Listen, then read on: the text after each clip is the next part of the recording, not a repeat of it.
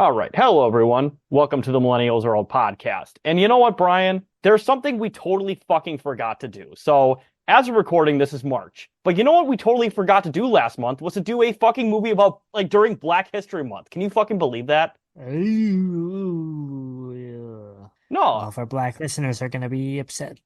I mean, they probably are, to be honest with you.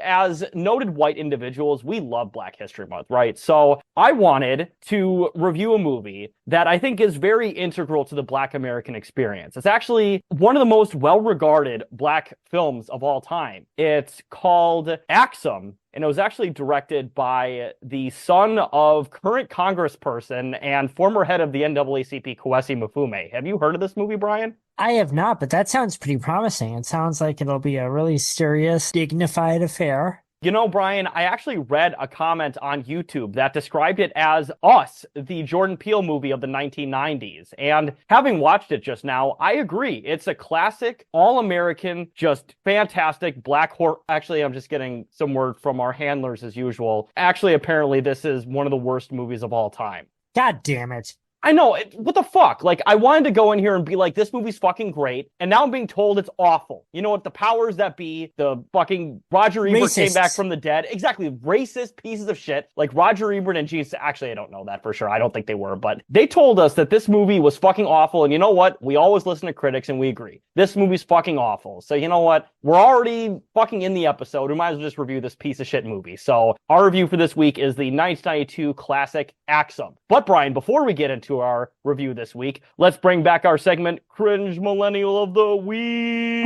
Quick. Woo! Yeah! All right. So, talking about, once again, this film here is directed by, once again, the son of, and this is no joke, current Congressman Kwesi Mfume and former head of the NAACP. And I wanted to cover a subject that we've actually never really covered before, which is the subject of Nepo babies, which has been a big thing in online discourse for the last year or so. And it's something that, for the most part, I think you and I both agree, Brian, that it's mostly it's a much ado about nothing. It's a But little overblown, yeah. It's like some young people recently realized that people tend to follow the industries of their family or have connections in those industries, and their minds were blown by it. yeah, exactly. And for the most part, if I see a quote unquote Nepo baby and learn about it later, as long as I like the performance, it doesn't really color my perception of it. But I think this is a good example of a bad and inept Nepo baby. I think this is a pretty Well, solid example of it. this is a true nepotism case. It has to be. There's arguments to be made that, what's are some of the really famous examples? People like to say Sofia Coppola, I'm not a huge fan of, but I would argue has some chops to be in films. Maybe not as many as she would be, if her father were someone else. Or, going back to the Coppolas, we talk about Nick Cage a lot on here. But is that really nepotism? Because, these are people who probably would have ended up in the industry either way. They clearly have a love of it and have to some extent studied the craft. This is nepotism. This movie and the funding it got is purely on the basis of the director's father. Yes, and in fact, once we get to the details, and also an article that I just found today before we started recording, it is very, very clear, and even Michael Mifune is very aware of his privilege in getting this movie fucking made in the first place. So that's awesome. Actually, At least he's well aware that's of it. pretty cool. Because well, you have to, if you're him, I suppose you have to own up to it if you want to, save face publicly even a little bit.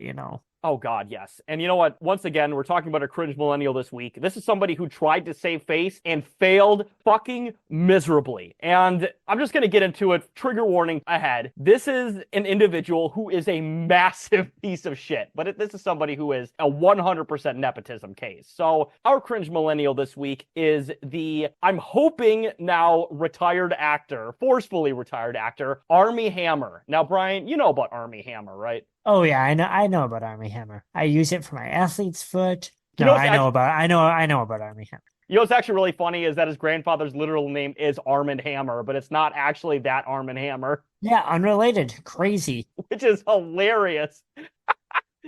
Oh God. But yes, so I found this article from vulture.com that relayed the various things that have happened to Armie Hammer in the last couple of years. Now, I didn't include everything in the article here because the article is long as shit, but I wanted to include some pretty interesting excerpts of his monstrous actions and also the fact that he is just an absolute fail guy after all that, which I guess in this world, that's justice, I guess. Like if we're doing it in like a That fucking is an approximation of justice. Yeah. Exactly. But yeah, so let's just get into this. Like I said, excerpts of this Vulture article. So, a year and a half after Armie Hammer was first accused of sexual misconduct and, in parentheses, and possible cannibalism, that's not a joke. He literally threatened multiple women with literally eating them. Really burying the lead there, I Yeah, feel. Jesus. And it feels honestly kind of disrespectful to put that in parentheses. And like this whole Yeah. article goes into like, oh, I wonder what he's been up to after abusing women and threatening to murder and eat them. Like, what the fuck? Where did Armie Hammer go? I know he had that little cannibalism spat, but you know.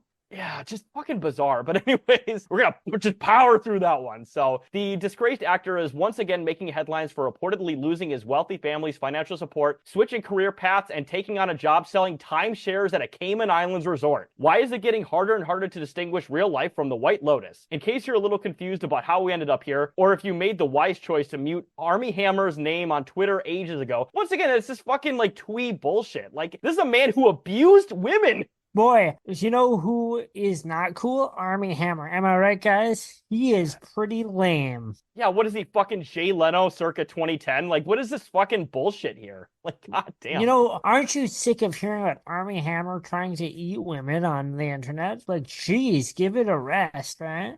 So the article says, we compiled a timeline of the allegations against the Call Me By Your Name actor, his alleged victim statements and his whereabouts leading up to an alleged $67,000 unpaid balance to American Express, and his first interview in 2 years, in which he admits to being emotionally abusive and shares new details about being quote-unquote massively broke. A police investigation and a finalized divorce later, he returned to Instagram. So there's a lot of accusations in here starting in January of 2021. An anonymous woman, House of Elfie, comes forward on Instagram and claims to have had a 4-year-long affair with Armie Hammer, during which she says he sent her graphic and violent texts about cannibalism, rape fantasies, and his desire to drink her blood. She publishes a collection of texts and screenshots she reportedly received from Hammer, and also messages that reportedly came across from other exes. She says, quote, women approached me with their affair stories as we talked, overwhelmed with grief for days and nights without sleeping or eating, with some ending up in the ER, unquote. She writes in one Instagram story, and oh my god, it only gets fucking worse from there. I'm just gonna say that. So I'm gonna skip over a lot of the things in here because they're very redundant, but let's just say he's done this to a lot of different women, okay? I want that to be very clear here. He wants to eat women.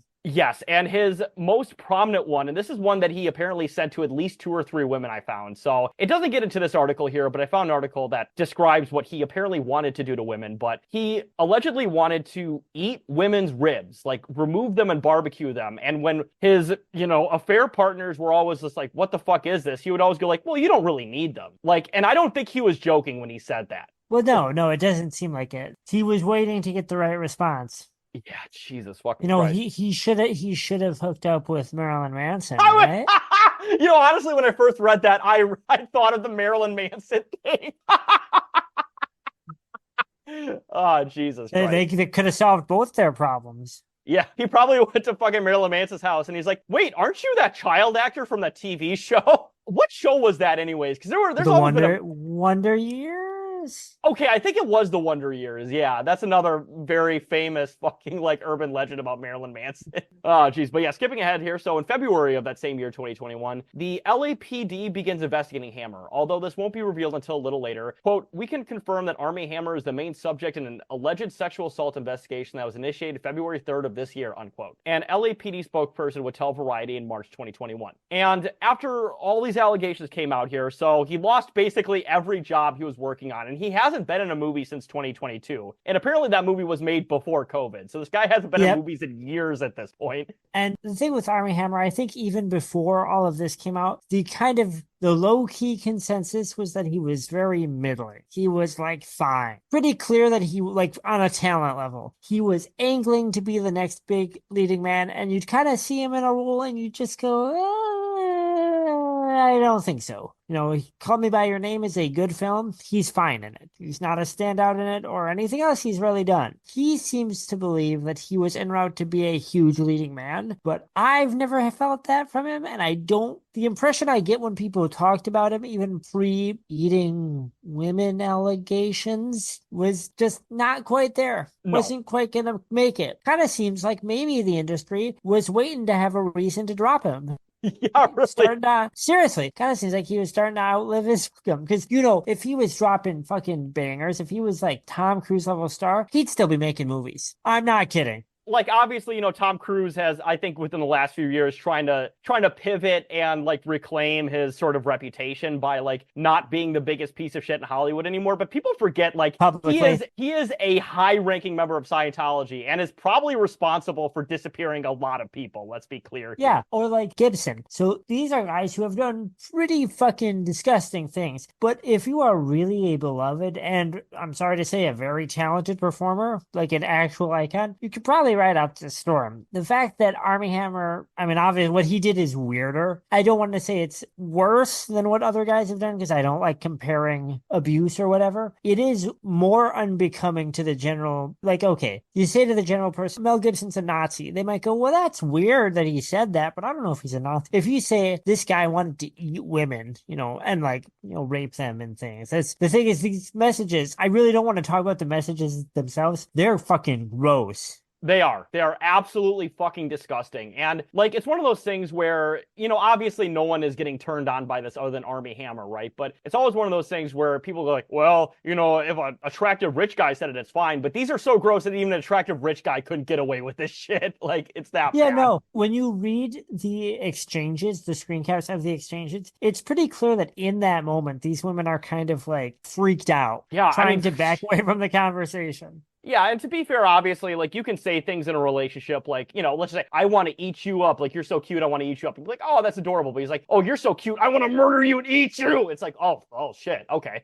Well, like, I know after we finished recording last week's episode, off mic, Taylor talked about wanting to get me on a silver platter and broil me with some cut up, onions and some potatoes. But that's just coworker talk. We're partners on a project. And so we need to be able to talk about what we would do if these things happened. No, Brian, I told you that I wanted to serve you job opportunities on a silver platter. That's what I meant to say.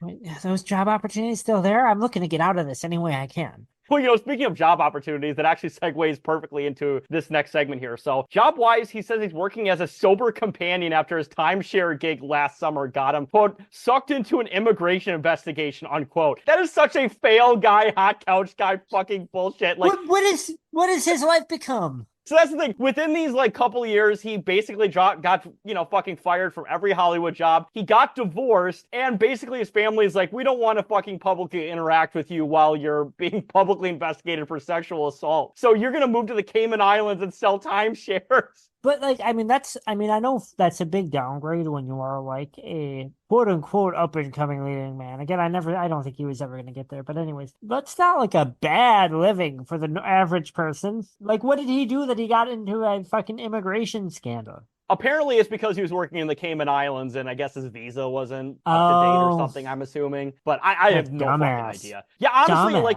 if you're getting fucked over like that in the Cayman Islands, which I assume is just like basically every other island, it's just a giant tax shelter. If you get fucked over doing that, you must be a real idiot with your immigration status. Like, a lot of those countries, you could just straight up buy a citizenship for like $50,000 to $100,000.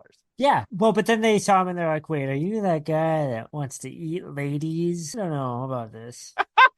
Exactly, right? Calling the cops. Yeah, right. In his own words, quote, my financial status is I am not only broke, I am massively in debt, unquote. After the allegations surfaced, he claimed, yeah, exactly. He claims he attempted suicide while quarantining in the Cayman Islands in 2020. Also, yeah, once again, good. I don't give a shit. Fuck you. Yeah, right. That same year, he says his ex-wife asked her estranged husband to do a psycho-legal evaluation. In the report obtained by Airmail, his ex-wife alleges that Hammer groomed girls as young as 15 and describes him as a psychopath. I didn't even remember putting that in the article, but yeah, apparently groomed girls as young as 15, allegedly, once again. Like, Well, I think the psycho evaluation had to do with her wanting custody, right? And they oh, have yes, kids. yes. Is that this is right? And she was so confident that he would not fare well in the evaluation. Yeah, God. And then, speaking of, her feelings, so she says she learned about the cannibalism and sex abuse allegations against Hammer at the same time as the public. Quote, I was like, there are no words. What the fuck? Unquote. And that's a perfect reaction to that situation. Like, Jesus Christ. What do you even say, I guess? No, exactly. Like obviously, like a husband who's gonna cheat on, the wife. It's like, okay, that's awful, but like, it's like, oh no, he was cheating on me, abusing women, grooming children, and threatening to eat them. I don't even know what the fuck. I'm broken. Yeah, it's so funny too to me that because he gave this interview because he wanted to bitch about being broke, right? But that's the only reason to do this. He wasn't doing it. I can't imagine to attempt to rehabilitate his image. Like that seems like it's out of the cards, although maybe he's too fucking dumb to know it. To go on and go, oh, I don't have any money because I can't make any movies now. It's like, yeah, you were incredibly fucking replaceable and you wanted to eat fucking women. You were a fucking sex predator. Jesus Christ. She later said, I support Army through his journey and I always will, she says. Though she often thinks about how this will affect their children's lives. Do I want my son to become like this? Would I want my daughter to stay in a relationship like this? Oh my God. I'm going to say, and I'm not a parent, probably don't have to worry about your son becoming like this. Like, that's not fair to that kid to put that on him. I mean, unless your child was born with like severe mental health issues, like personality disorder stuff, like I don't think you really have to worry about your kid ending up like this as long as you're like not a piece of shit parent. I'm just going to be honest with you. Yeah. The thing is, like, I don't feel like pulling up and reading it out. I have read all of the documented messages where he talks about all of we'll be generous and we'll call them fetishes because that's what he says. He says it was role play and fetish talk. So I'm going to get into a kind of a weird area here. Yeah. There's like degrees of like cannibalism fetish. There's like cartoony stuff and there's like vor stuff. And like what he was expressing to these women about wanting to eat them was like very specifically like violent, sadistic, cannibalistic sexual fetishes. This is all weird. I'm not trying to, like, I think it's all weird and pretty depraved, but this isn't like some abstract camp idea of like cannibalism fetish or a vor fetish. This is like very specifically like, I don't know, I have to repeat myself. Yeah, like sadistic, violent fetishes that involve cannibalism. Yeah, it makes Armin Muse look wholesome. Like, that's the kind of fucking cannibalism shit we're talking about. Oh, yeah, they were on the same page as far as we know. Yeah, I mean, it was essentially consensual, whereas this is like, not really. One party is definitely into it more than the other. And Armin Muse also read a Star Trek book after he cut dude's dick off. That's my favorite fact about that, is that while the dude was bleeding to death in a bathtub, Armin Muse went and read a Star Trek book while he waited for him to die. That is very based. I think we can. I think we can all agree here. Yeah. But I don't agree with his dick eating policy, but I love his Star Trek reading policy. So, win some, lose some. Speaking of unbased things, so the article that I included here ends with the LA District Attorney's Office said they will not be pursuing charges of sexual assault against Hammer. So unfortunately, he is not brought to justice, but he is brought to being a loser fail guy because he's a piece of shit. So that is the end of our article here, and that is the end of our cringe millennial segment. Somebody who I would describe as criminally cringe. A deeply dangerous man who will never, ever, so far, be held truly accountable. Again, he had an opportunity to fucking live in the Cayman Islands, and if you weren't a fucking dumbass, probably just could have chilled out there forever. And I'm gonna say it, like I always say with these rich assholes when they lose their money, he's not hurting. He has more money than you or I will ever have. No, it's like, to be clear here, his grandfather is a gentleman who's, and we were joking earlier, but his name is literally Armand Hammer, I think he was the CEO of like a giant like oil company or something like that. So his family is worth billions. Old money, like old money, I think. The other thing that highlights about Armand Hammer, Armand Hammer, I'm so fucking dumb, is how bad he has fucked up publicly for those people to neglect him. Because think about the depraved shit that old money family has gotten up to. I mean, just to be clear here, and you know what, we'll talk about it a little bit once we get to the Axum synopsis in the fucking article, but like, talk about like nepotism and like politics, fucking the shit Hunter Biden has done.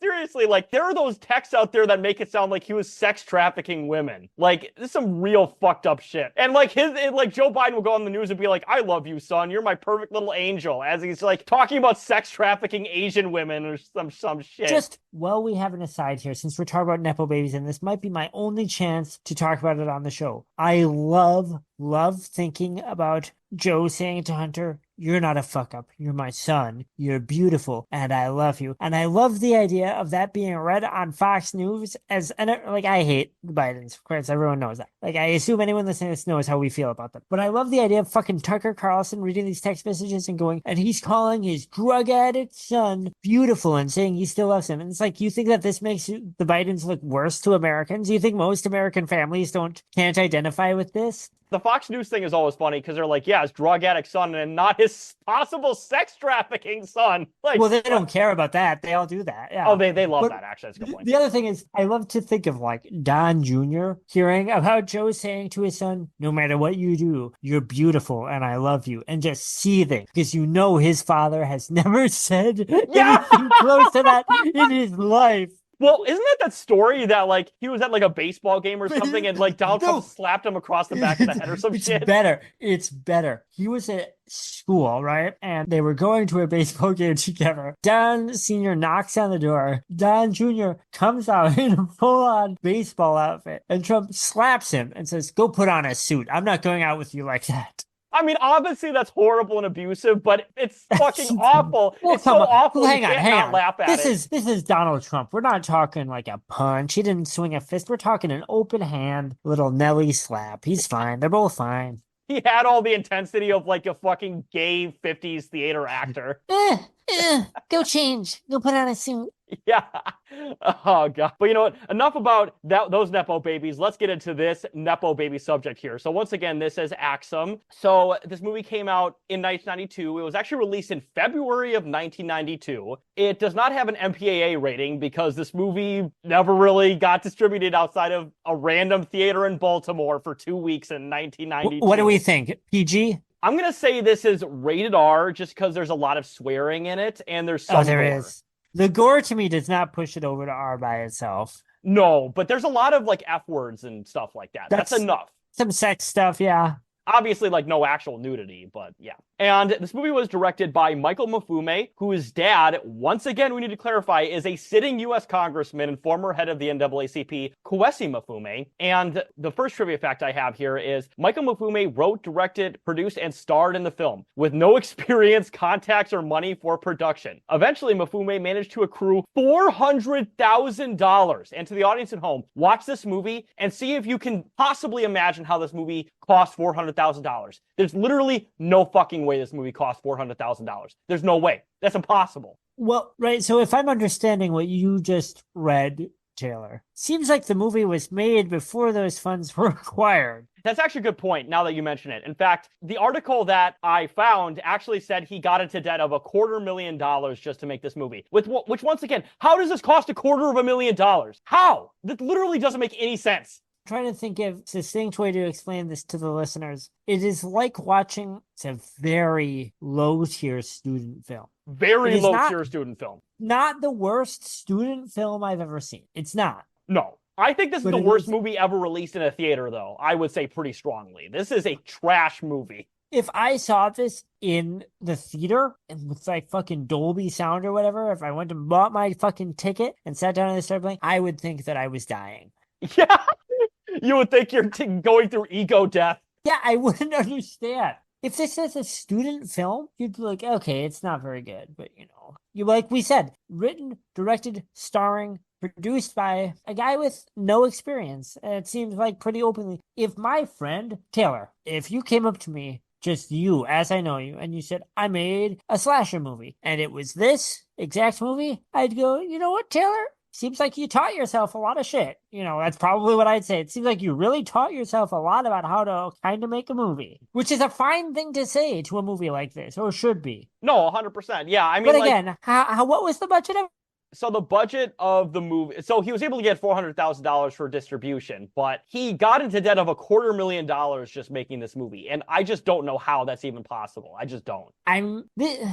You're at a loss for words. Like, how? It Well, literally because the makes thing no is, sense. here's the thing. The movie isn't like that bad. I mean, it's bad to the average filmgoer. Taylor, you and I watch a lot of bad movies. Oh no, I want to be clear here. I think when I say this is the worst movie ever made, I think this is quality-wise probably the worst movie ever released in a theater. But it's not my least favorite movie of all time. And I think there are that's the far thing. worse movies out there because they're boring, uninspired, or cynical. And I don't think this movie is any of those things. I agree with you 100% in that regard. I also don't think it's the worst movie. Like, okay, a movie I compared this to is Things. This movie is better than similar movies where that just seemed like they were half improvised, like zero budget horror. This is better than a significant number of other movies that you would compare it to. But that's just like the worst kind of movie to watch. So, interestingly enough, so I will agree, I think this movie is better than Things, only because I actually enjoy watching this movie, whereas Things is just a giant pile of shit. That movie is irredeemable in basically every single way. I think that movie is terrible. Like, not even good bad, just bad. Yeah, I agree. What those two movies have in common, right, is that they're basically non-filmmakers hanging out and improvising because they thought of like one cool horror set piece that they wanted to film and then just riffing dialogue for the rest of it. The thing is, like, the non-characters in this movie in Axum, they're kind of likable. The silly, trying too hard to be funny dialogue is kind of funny. It's fine. Yeah, honestly, like, okay, so let's get through the details real quick, because I do want to talk a little bit about the synopsis. It is not a very long synopsis, as you can imagine, but there's a couple of things I don't want to take forever summing up this fucking movie, okay? I won't.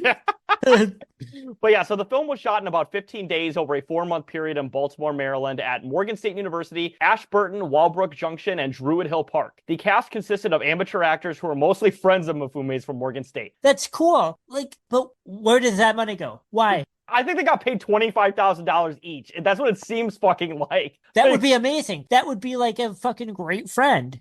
Mifume also had interviews and screenings for the film set up with the Walt Disney Company, Columbia Pictures, and Warner Brothers, which John Singleton, the director of Boys in the Hood, helped set up after meeting with Mifume. When Mifume spoke of his aspirations for the film, he was quoted as saying, "When you think of horror films in the 1990s, you're going to think of Michael Mifume. And I do not think of Michael Mifume when I think of 90s horror movies." Was Michael Mifume maybe they thought he wasn't going to live very long? Yeah! Like, he had that, like, what's that disease from Mr. Show where you're constantly on the brink of death? Oh, I know exactly what you're talking about, but I can't remember what it's called. Can't remember what the sketch is called. You know what I'm talking about. Oh, yeah. Something like this, and then he just lived through and everyone was like, all right, I guess we gotta fucking release Axum now. That's what it seems like, because, like, how the fuck do you show this to multiple giant studios?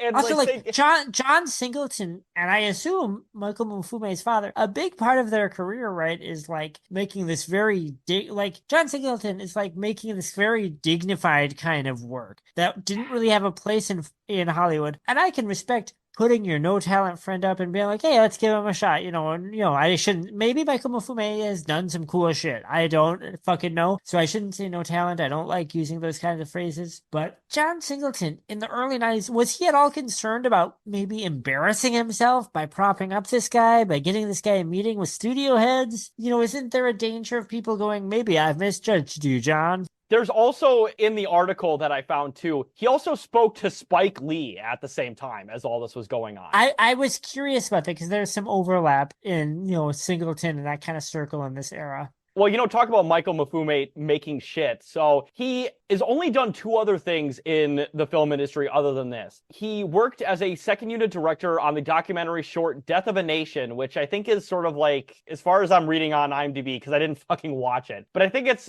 a movie about like the aftermath of the civil rights movement, I want to say. Something along those lines. And he was also a second unit director on the documentary Scarface, Origins of a Hip Hop Classic, which is a documentary about that. Those were both, I'm guessing, after Axum? Oh, yeah, those were years after Axum. I think, actually, Death of a Nation came out, I want to say, in, like, the 2010s-ish. So I know Second Unit doesn't always get to stamp their identity on a film, but I'm a little interested to see, like, I don't know, maybe that's what maybe he just wanted to be around film, and, like, this was, like, practice for him. I'm just trying to wrap my head around, I guess, why this exists. Yeah, and not only that, but like you'd think if that was the case, and that could possibly be the case, like you'd think he'd want to do more things than two other things in the span of 30 fucking years. Well, the thing that I'm wondering now is so both of I'm looking at these documentaries now. They're pretty. I mean, they look like they're pretty serious documentaries, and they both. Even I know Scarface isn't the name that he was at one point. Pretty significant part of like black culture in the '90s. Maybe Axum didn't work out, and he was like, you know what? Maybe I'll just kind of do things that are a little bit more grounded. I'll just kind of be a working filmmaker. Which we talk about sometimes. I'm just trying to wrap my head around, I guess. Maybe I'll watch them and see if maybe there will be just sections of those documentaries where everything's out of focus and you can't hear anything. And we'll be like, oh, those are the parts Michael directed. Yeah, they got DJ Master cut him up, slice him up, dice him up in there. He does the soundtrack. A proto-juggalo, it can be argued. A precursor to the movement. 100%, because yeah, when Esam came out in like 93, right? Ish? Yeah, ish. So yeah, this would have been like right around when horrorcore was starting. So that's hilarious. That's a good point. So, friend of the podcast, Isham, one of my favorite rappers ever, just started an absolute real one. I would love to get both very accessible on Instagram. If we can get Isham and Brother Lynchunk on the pod, maybe I'll send a message out to Isham. Hell yeah, dude. So anyway, so this movie is 71 minutes long, and once again, I mentioned it at a budget of $400,000, or I should say he raised $400,000. The movie's budget was roughly $250,000, so that's over $500,000 in today's money. Just insane. We talk about movies on here where you can see every dollar on screen. In this movie, you can see every dollar leaving the screen. Taylor, I'm saying this without hyperbole. You and I could take like a 5-day class and we could make this movie. 100%. Yeah. I swear to God, by ourselves, without anyone else. We could buy like a fucking used video camera from like Goodwill for $5 and has the same technology and spend take a couple days off of work. So I don't know, $1,000 total budget and just fucking make this piece of shit movie. Well, 100%. No, not even. Let's be more generous with Mifune and his team's skill. So let's say you and I each take a beginner's acting class and we take a beginner's like fucking computer home editing course. So we invest that time and money into this. Let's assume we'd at least have to do that. But once we did that, we could make this movie. No, I don't know if we could make it any better, but I am sure that we could make this. Yeah. And we could not, I'm on record now going to say this, I could not make The Reconciler, you guys, but we could make Axum. We could make things actually good, or at least better. I'm going to be careful with the Things name drop because that dude is a prolific name searcher and he's very nice. But we would make things better. Yeah, he replied to a bunch of a friend of mine's posts on fucking Letterboxd and he was very self-deprecating and he answered a lot of her kind of mocking questions about the movie. So anyways, guy from Things or fucking Michael Mifune, hit us up. That's a thing that our show is known for, is we talk some shit and then we get fucking owned by the filmmakers. Yeah.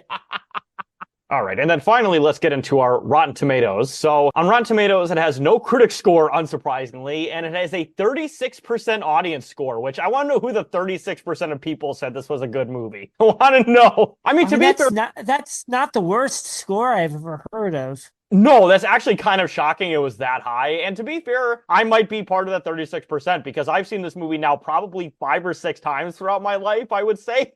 Well, so and Taylor, I think you're the same way. If I had to talk about this movie with some normies who don't watch weird horror movies, who don't watch shot on video horror or 8mm movies or whatever, and they were going, this is so bad. It's the worst thing ever. And it's like, I might get kind of annoyed and I might be like, it's not that bad. I could see myself doing that. No, in all honesty, like, I kind of used to feel that way back in the day when I watched this, because I think I saw this movie for the first time about 10-ish years ago, I want to say. And I remember thinking that at the time and to be fair, I still do think this is probably the worst movie ever released into a theater. But at the same time, though, I want to be clear. I do like this movie. I think it's awful, but I do enjoy this film. This is like campy, shitty, enjoyable bad. Yeah, the budget is what freaks me out. That is nuts. That is legitimately fucking crazy. But just as a zero budget bad horror movie, you're like, this is charming. This is kind of endearing,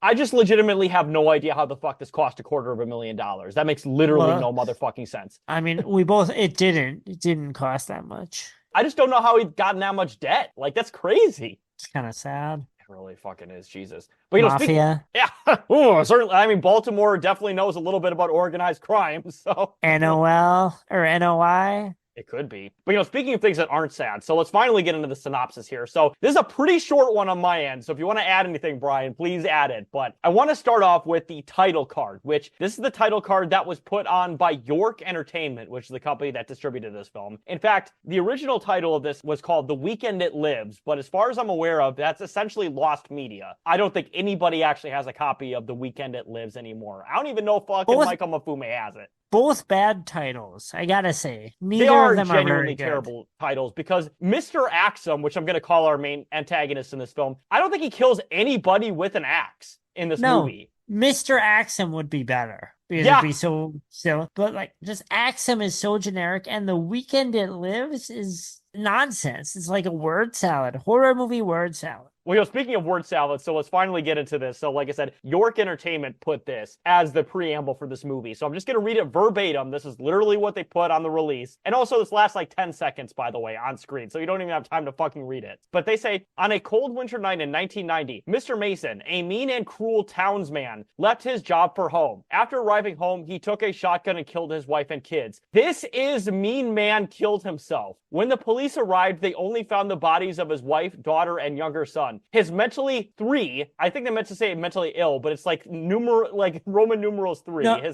wait, I think you're right. I was thinking, I read that as mentally 3 years old, is how I interpreted that. Yeah, I think they meant to mentally ill, but they put mentally 3. Yeah, I think you're right. His mentally 3 son, Harry, was not ever found. Legend has it, he will return in 13 years to revenge his family's death. That's not a joke. That's literally what they put at the beginning of this fucking movie. Just like, it was like written by a 6-year-old. Well, okay, why is this preamble here? Is it there because they watched the cut and they thought, well, this movie doesn't make any sense. We'd better add something to make it make even less sense. Well, apparently, as part of the trivia, I found that when York bought this, they cut about 15 minutes of the movie and re-edited scenes. So we're watching a movie that's out of chronological order, allegedly. Is it possible? Do we believe that The Weekend It Lives might be better? Is there any way? I'm going to say that it probably is better, just in the sense that this was Michael Mafume's vision. And I think his vision is better than whatever the cynical piece of shit company decided to put out.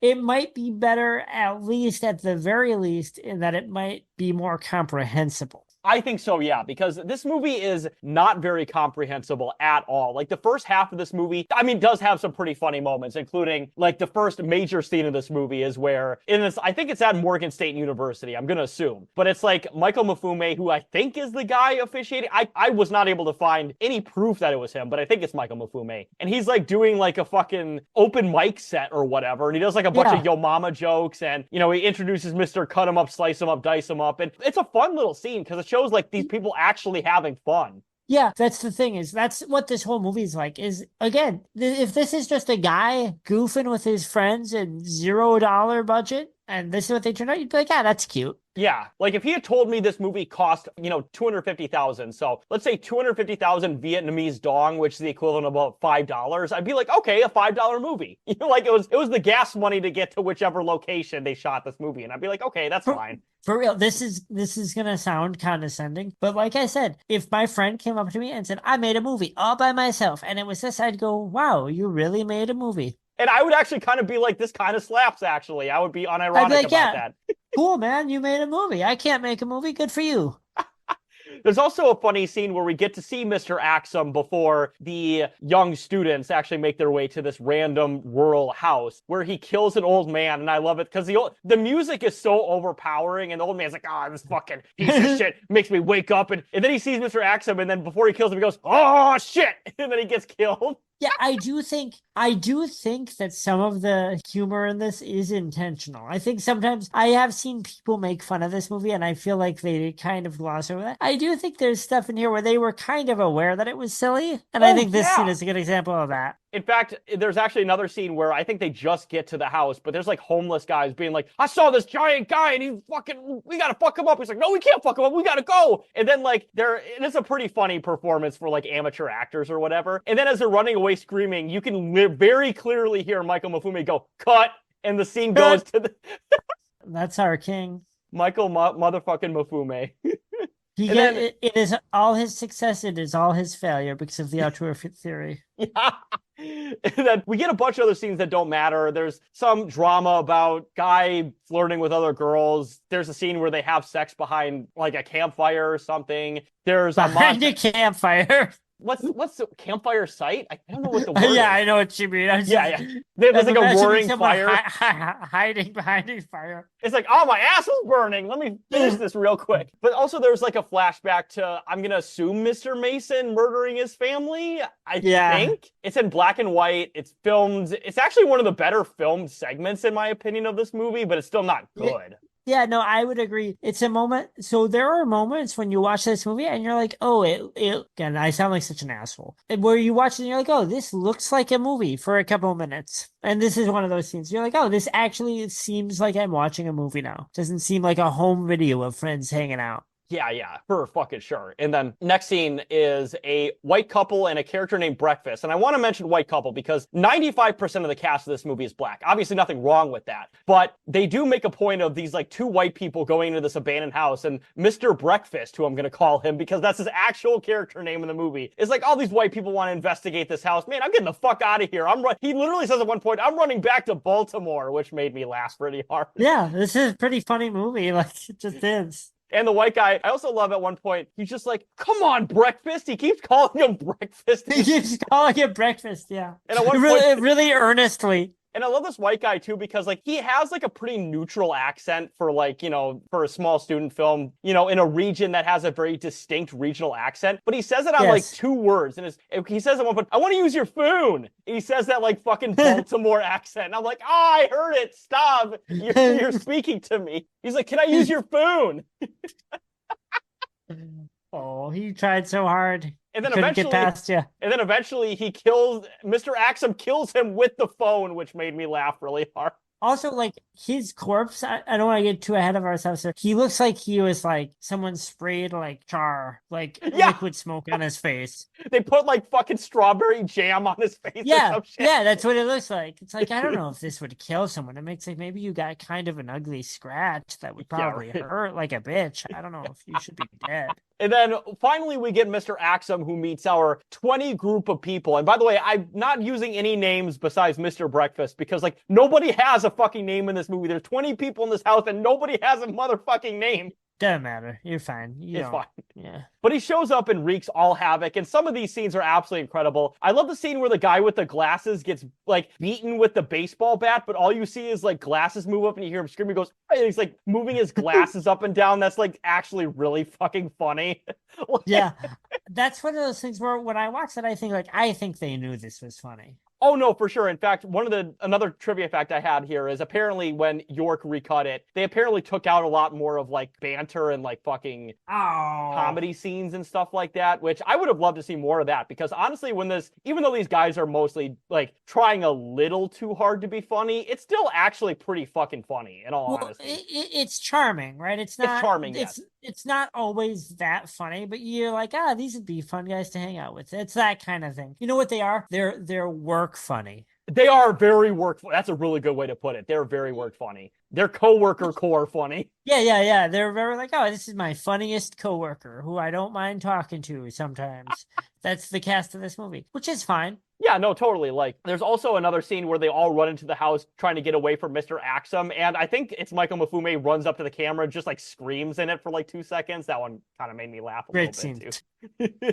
And then, so yeah, a bunch of things happen. At this point, there's essentially no plot. It's just various characters trying to run away from Mr. Axum. They eventually all get together, find a car that doesn't work. Mr. Axum comes out. They attack Mr. Axum, and they shoot him a bunch of times, and they kick him and shoot him again. But he just wakes up and mugs the camera, and then he walks into the distance, and then the movie's over. Like, that's all that happens in the last, 35, 40 minutes of the movie. What I would say, the final stretch, I almost said 10 minutes. It's probably more like 5. The last stretch of a chase for this movie, pretty competent. Kind of a fun little chase.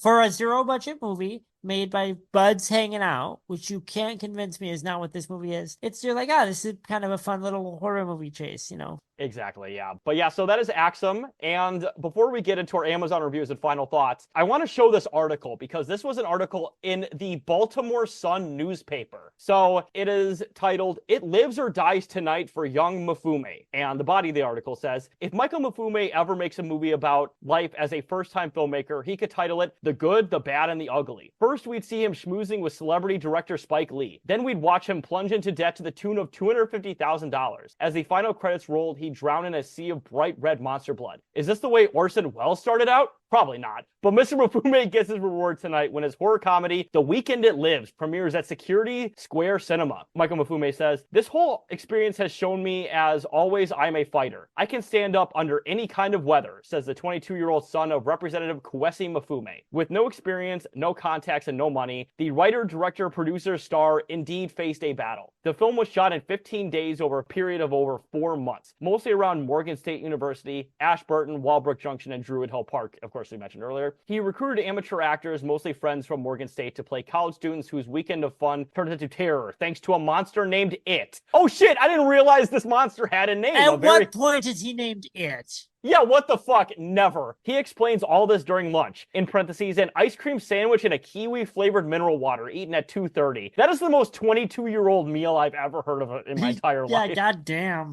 As if to say... Cucumber sandwich sounds pretty refreshing, to be honest. Yeah, right? As if to say, don't expect the next Citizen Kane. I hope people will go, not with a critical eye, but with an eye to where something is starting from, says Mr. Mifune, who lives in West Baltimore. Dude, you can't... Like, this article, they're being a little too mean to my guy, but first of all, you can't commercially release a movie and be like, hey, don't think of it critically. Just think about it as like, hey, I'm just starting out. Like, you don't get to release that commercially, dude. It's fine. Okay. Like, I've had creative endeavors. I've put stuff out and been aware, like, hey, this is the first thing I'm starting on. This isn't like where I expect to be at, but you don't put that out and say like, oh, pay money to come see this then. Yes, Brian, exactly. Like, we make this, and obviously we're we're amateurs, obviously, making this. We're hobbyists. Exactly. But if we were like, hey, we're going to do a live show at a local fucking club, and we got 100 seats, please buy it, and then nobody comes, and we're like, what the fuck? We made a good product, but don't be critical about it. Well, but that's the thing, is it's one thing if nobody comes and you're like, you know what? We still made the finished product. Like, you know, it's more like if we sold tickets, people came to our live show and we said, hey guys, just so you know, I know you paid money to be here. This is just like a practice, basically, of everything we've learned. Think critically about it. Like, you can't do that, man. No, you can't fucking do that. No.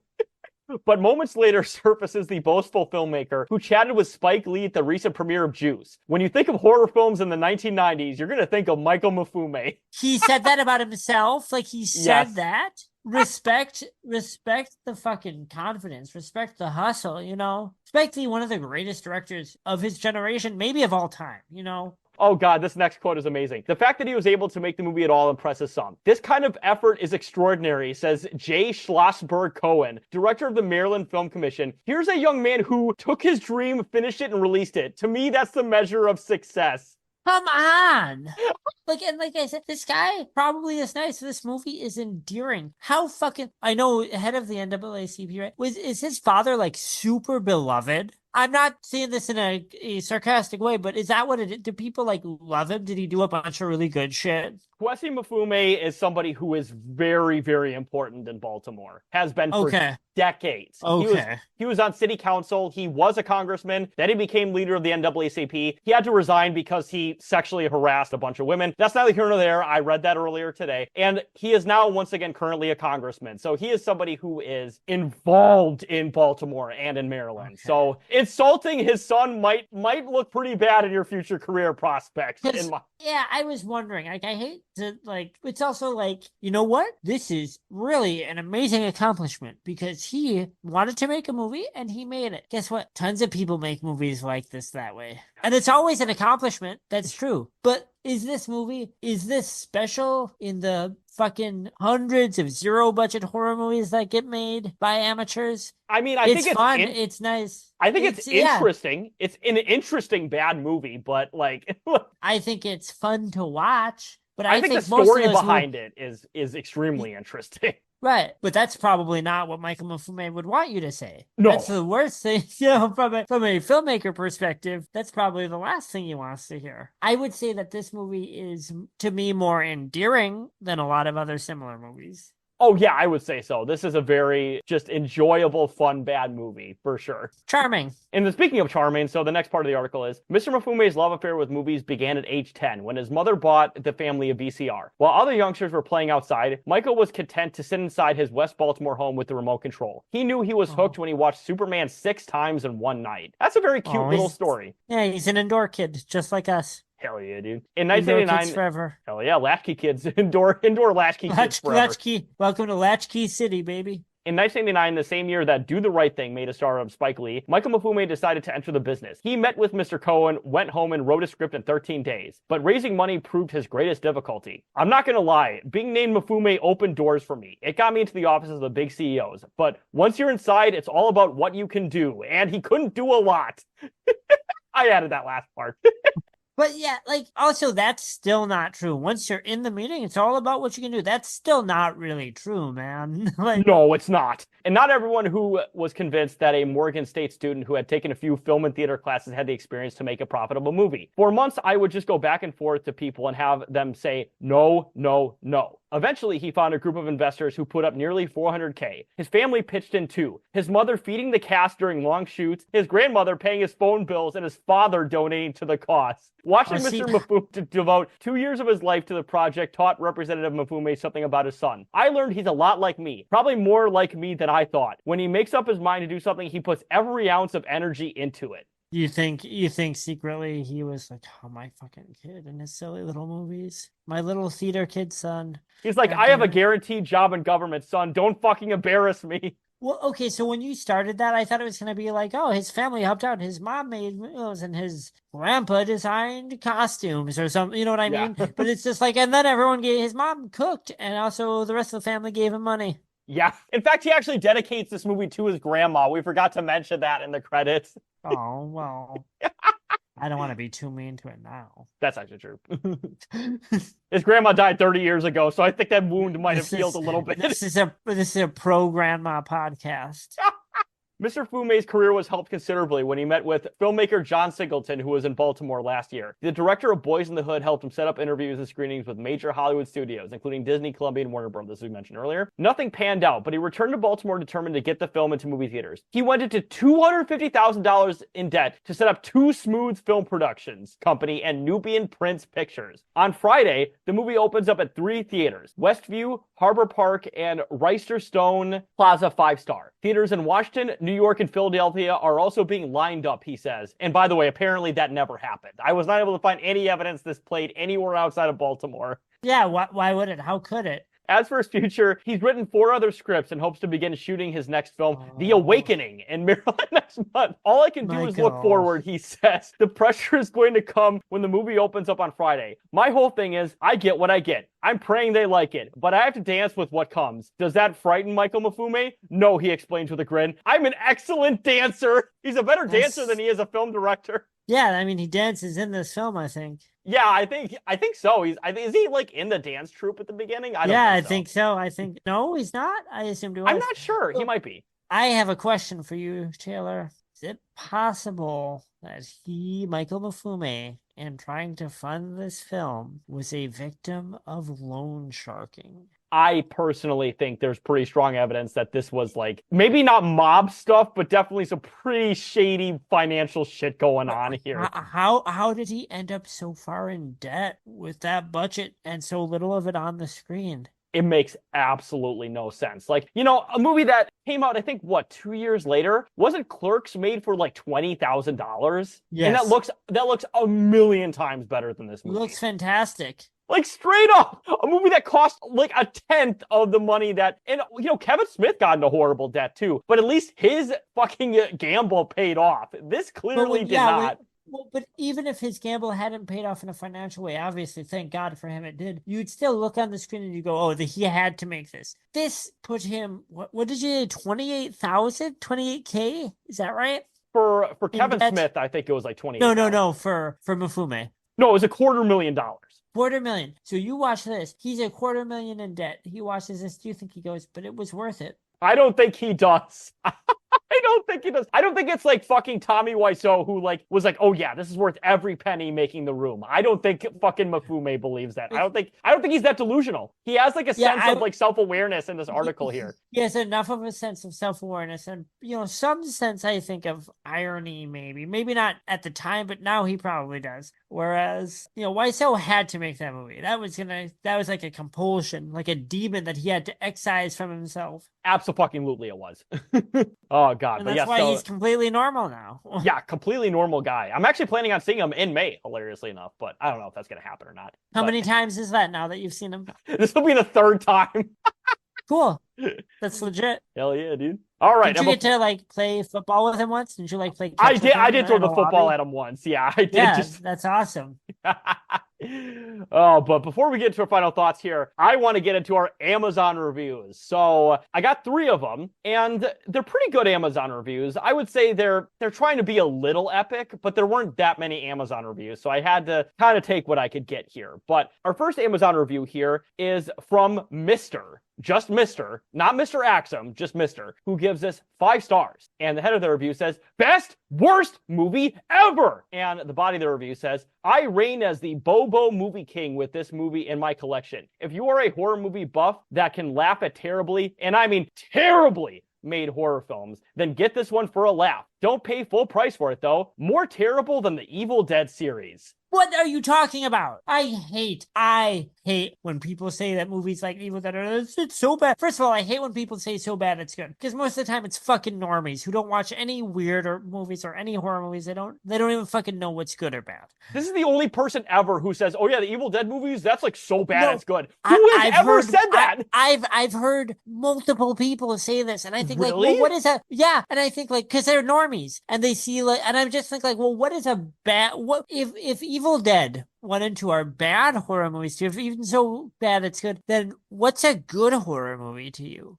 In all honesty, Brian, I included this review because I thought this was a fucking idiot who was just saying stupid shit. I didn't realize that there were people who actually thought that. That blows my mind. Oh, yeah. I've definitely heard from some basic bitches that don't watch any go, oh, yeah, it's one of those so bad it's good. And it's like, what are you talking about? It's the Evil Dead. Yeah, I've heard people say that about like trauma films, which are like intentionally like bad, quote unquote, but they're clearly like not really bad. I've heard people say that about Evil Dead. Heard people say that about Texas Chainsaw Massacre 2. That genuinely blows my mind. People don't know how to talk about like low budget horror, Taylor, for real. And speaking of people who don't know how to talk about low budget horror, let's get into our next review here from Sean O'Donnell, who gives us 1 star. And the head of the review says, O'Donnell? Yeah, Sean O'Donnell, yes. Who in the header of the article says, or the header of the review says, who in thy right mind released this? I think they meant there, but they put thy, so sure, why not? Who in thy right mind? Yeah, it sounds like a medieval, like, fucking lord or something. And the body of the review says, this is easily one of the worst movies to come around on a direct-to-video basis in a long time. Not direct-to-video. That's actually true. It was actually, that is right. This person totally gets it wrong. There's actually a VHS and a DVD of this movie. The VHS is actually kind of rare.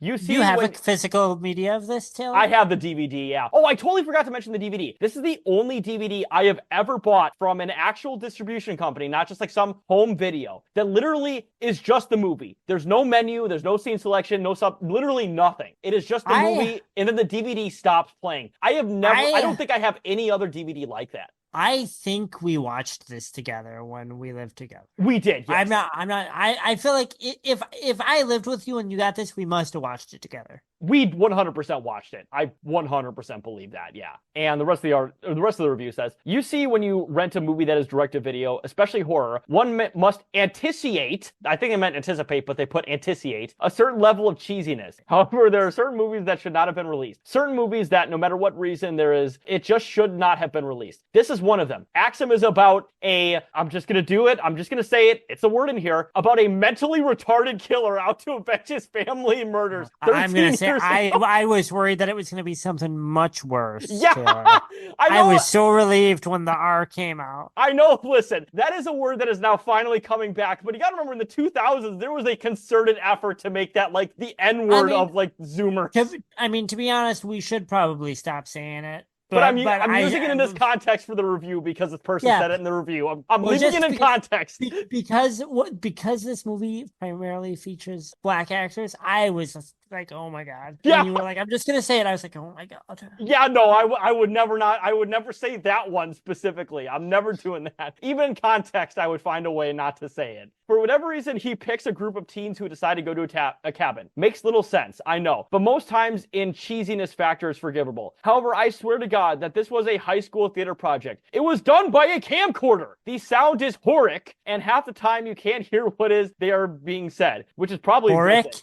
Yeah, they put horrific, not horrific. Horrific. Oh, and when I mean a high school theater project, I mean early 90s, because for a 15-minute segment, you have one guy spouting out yo mama jokes. That's actually one of the better segments of the movie, so why is he complaining about it? Yeah, that's a great scene. Is Yo Mama specifically early 90s? I feel like that's like a timeless thing. Don't we still love a Yo Mama joke? I think that became a thing in the 90s. I think. I could be wrong about that, because I can't remember. I feel like it's older than that. I guess you're right. You might be right. Yeah, I feel like that was like a very specific 90s. Like, it got started in the 90s. Like, I'm sure like people did it in the 80s and stuff like that, but I think it became like prominent. You might be right. That's weird. It's weird to think of a time before Yo Mama jokes. Yeah, God, right? It's hard to remember a time before Wilmer Valderrama's show Yo Mama, where you get $100 for saying the best Yo Mama jokes. Do you remember that? Wilmer Valderrama clearly is the metric by which I measure all of my life's changes. I just hope he's doing well. I hope so too. Like all cast members of that 70s show, I love him. I hope he's doing well because he deserves it. As all members of that 70s show, they're all very well-adjusted people who aren't in prison. Or Scientologists. Or That's both. actually a good point too. Overall, this is easily one of the dumbest ideas to have been released. If you would be better off making your own movie than watching this, I mean it. Don't watch this garbage! And that's the review here. And for our final review here, this is the most interesting review I found on here. No bullshit. This is a fascinating review to me. So John C. Stell also gives us 1 star. And the head of the review says, I saw this in a theater. And the body of the review says, whoa. I know, right? We actually have an eyewitness to the weekend it lives.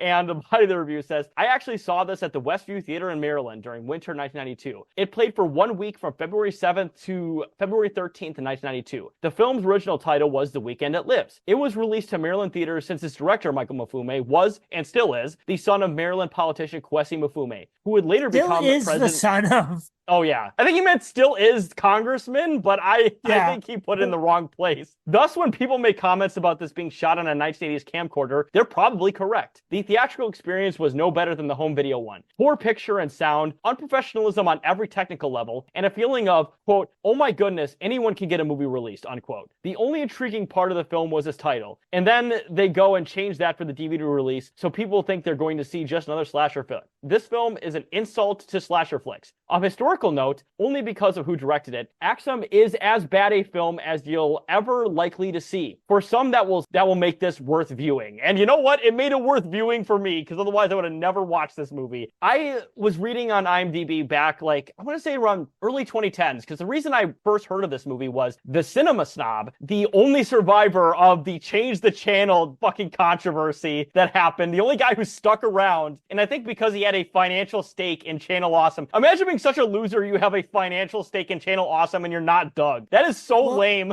The other thing I think with Cinema Snob is that he's the only Channel Awesome creator whose brand was just being an unpleasant dickhead. So it didn't really affect him. And then it turns out he's an unpleasant dickhead in real life. Yeah, it's not like, I don't know, like Spoonie or whoever, their whole thing is like, oh, aren't I nice? Don't you want to hang out with me? Do you remember, okay, so this is totally off topic, but we got to change the channel thing. Do you remember what he said in response to all the sexual harassment and assault allegations? The Logan Paul thing? Yeah, he was like, oh yeah, Logan Paul filmed a dead body. Career. So we should be able to sexually assault people on set. Dumb piece of shit. Yeah, Brad Jones, you can go fuck yourself. And I used to love this fucking Cinema Snob. That was probably my single favorite creator on that guy with the glasses. I think that was an early part of our friendship, was talking about internet content creators. Because I remember I would show you Retsuplay and you'd show me Cinema Snob. We got to learn things about each other that way. And honestly, early Cinema Snob, I think, is some of the best fucking like early 2010s, late 2000s like movie review content on the internet. He was great. And I learned about Water Power from him. Water Power? It's an enema film. Oh, yes. An I've learned film, taxi driver parody enema film. Interesting. But yeah, so to the audience at home that may not know, the Cinema Snob was a guy who reviews mostly bad exploitation movies, and his like shtick is that he's like an uptight critic. That's like the whole joke. And Yeah. to be fair, in early seasons it works well, but obviously after the change the channel thing, it's like, oh, you are actually that big a piece of shit in real You life. are actually, yeah, this like tone deaf and unself-aware. Yeah. When he says the Logan Paul thing, he kind of sounds like his character. Yeah, he does. He like laughs in that fucking like snide way. It's like, oh my God. It's Jesus. weird. Irony poisoning. Yeah, God, Jesus fucking Christ. All right, and speaking of irony poisoned, let's get into our final thoughts. So, my final thoughts, I love this movie. It is obviously a very, very deeply flawed movie. It's still very confusing in how this got him $250,000 in debt. But at the same time, I think this is an endlessly fascinating movie for not only just watching it, but also just the story behind it. I would recommend it to the audience at home if you have the stomach for so bad it's good, campy, cheesy, shitty movies. I'm going to echo that. I would recommend Axum to a very specific audience. If you like very low budget horror, if you like stuff like you like shot on video horror, or you like student films, you like seeing what someone does with a very low budget, and you like just like wacky, bizarre, out of left field nonsense horror stuff, which Taylor and I both like a lot. I'm sure that anyone who likes hearing our thoughts on movies probably shares that. I would say you'll probably like this movie. It's like it's better than Things. So if you like Things, this is better. Oh my God, yes. And I want to reiterate, like straight up, I think when you had said that Things is like one of the worst movies you had ever seen, I think one of there's the most disappointing too. I was so disappointed because I'd heard for years how like, oh, it's like so bad it's good classic, and I watched it and it's I'm so like, crazy. Yeah, I'm like, what is this garbage? Like, and somebody who can watch Axum multiple times and find value in it, I couldn't find value in fucking Things. Like, that should tell you something. Like, holy shit. Like I said, the guys that made it, they're very nice. Well, they're Canadian. I would hope they're nice. That's a good point. Aggressively Canadian. Holy fuck, the accents in that movie are hilariously Canadian. Wowzers. And the hair, the hockey hair. I'm surprised their names weren't all fucking Gordon. Like, that's how fucking Canadian it is. Gordon and Gordy. Yeah, Gordon and Gordy. Gorda, that's the female one in there. Gordo. Yeah, Gordo. That's a Brazilian. That's a Brazilian guy. That's Eddie Gordo's Canadian brother.